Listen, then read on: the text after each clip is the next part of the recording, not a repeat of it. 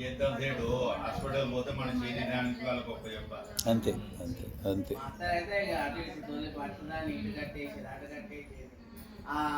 జావకి ఇట్లా పై పిల్లలకి ఇది పోసేది కదా. నాకేం పెడతలేదు మా కోడలు రమ్మని ఫోన్లు అని సిస్టర్ నన్ను తోలేది. కొంచెం నోరు కాదు కదా. ఇప్పుడే దాపించమన్నా పోయేదట. మళ్ళీ మేము పోయి ఇట్లా పంపించినాము చూసాను ఏదైనా దాకే లేదు అనేది. ఇట్లా లేచిపోయిందో ఇట్లా పోయిందో బిడ్డ. ఆమె ఏంటంటే కొద్దిగా కోడలు ఏడ తిడతారు అని భయపడ్డది. మెడిసిన్ వేసుకుంటే బాత్రూమ్ వచ్చేది. కోడలను ఇబ్బంది పెట్టద్దని అది ఒకటే ఫిక్స్. అయ్యో కోడలను ఇబ్బంది పెట్టడం ఏంటి? పొద్దు నేనేం చేసిందో తెలుసా? అమ్మ ఈ బాత్రూమ్ లో స్నానం చేస్తుంది, నేను ఆ బాత్రూమ్ లో స్నానం చేస్తున్నా.